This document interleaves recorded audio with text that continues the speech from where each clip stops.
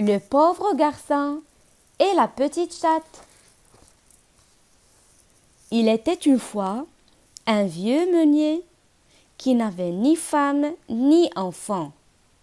Un jour, il appelle ses 3 domestiques et leur dit: Je deviens vieux et je voudrais arrêter de travailler. Allez de par le monde et celui qui m'apportera le plus beau cheval deviendra le propriétaire du moulin. En échange, il aura à s'occuper de moi jusqu'à la fin de mes jours. Le plus jeune est aux yeux de tous les moins intelligents des 3 garçons. Ainsi, les 2 autres ne le considèrent pas comme un concurrent sérieux. Le lendemain, ils se mettent en route. Les 2 plus âgés déconseillent à Hans de les suivre, car ils prennent pour un simple d'esprit. Tu te donnes tant de peine pour rien. Tu n'arriveras jamais à trouver le cheval qu'il faut pour notre maître. Le jeune garçon fait la sourde oreille. Il ne les quitte plus d'une semelle. À la tombée de la nuit, il trouve refuge dans une grotte. Fatigué par la longue marche de la journée, Hans plonge dans un profond sommeil. Ses 2 compagnons en profitent pour le laisser et continuer leur chemin. Au réveil, Hans se trouve seul. Il quitte la grotte et s'engage dans la forêt dans l'espoir de trouver un chemin. C'est alors qu'une petite chatte au poil soyeux surgit derrière un buisson. « Où vas-tu ainsi, Hans ?» demande-t-elle. « Et là, lui dit-il, je crains que tu ne puisses me venir en aide.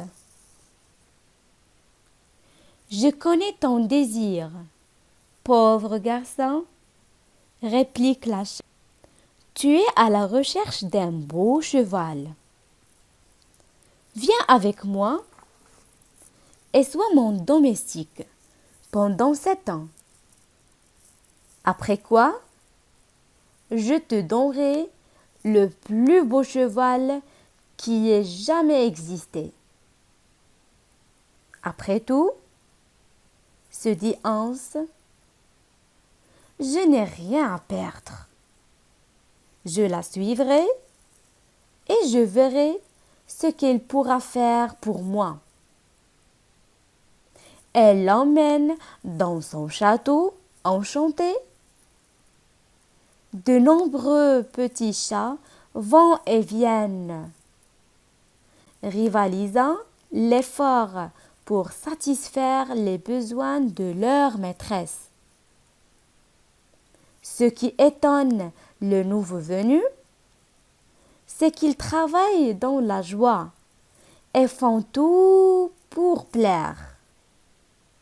Le soir, à l'heure du dîner, 3 d'entre eux se mettent à jouer de la musique et font régner une atmosphère de fête. Le jeune garçon croit rêver. Tellement on prend soin de lui. Quand ils lui conduisent à sa chambre, les petits chats le traitent comme un invité d'honneur. L'un lui tient la chandelle, l'autre lui ôte ses soulières, un autre lui tire les couvertures. Le lendemain, ils reviennent le réveiller. On l'habille, on le lave et on l'essuie le visage. Sa tâche consiste à couper chaque jour du petit bois. Pour cela, on lui donne une hache en or et une scie en argent. C'est tout ce qu'il a à faire. Le reste du temps, il le passe au château avec la chatte et ses petits serviteurs. Un jour, Hans est envoyé dans la prairie pour faire provision de fourrage. Menu d'un faux en argent, il s'acquitte de gaieté, de cœur, de travail qui lui est confié.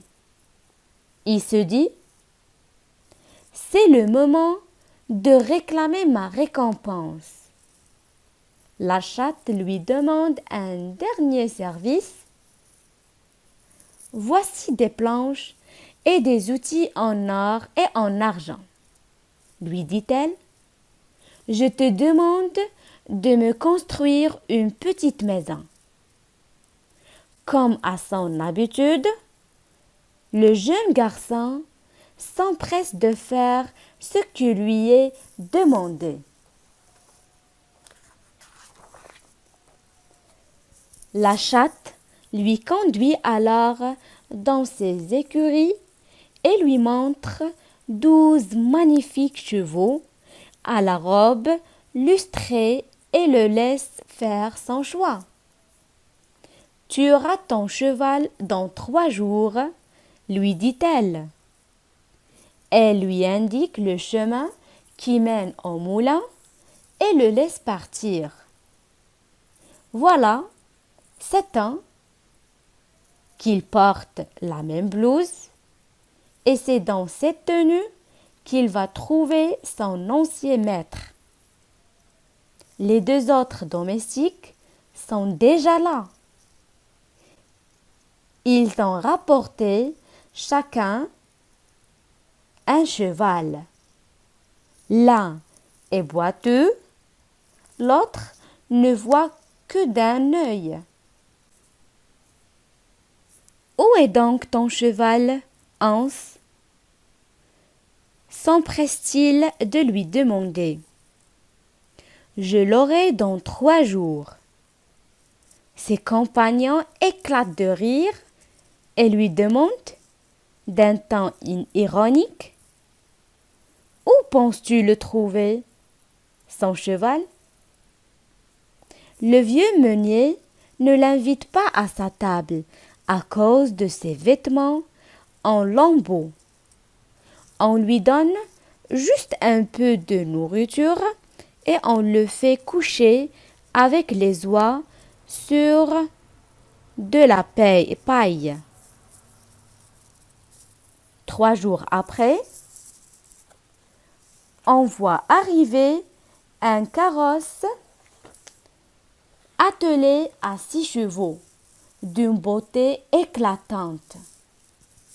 Puis, un garçon d'écurie fait son apparition avec un 7e cheval destiné à récompenser les efforts du jeune homme.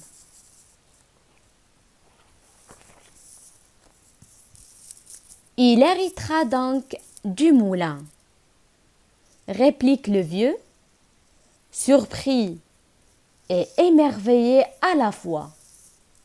La jeune princesse lui fait savoir qu'il peut garder le cheval et le moulin et qu'elle repartira avec Hans qui sera son mari.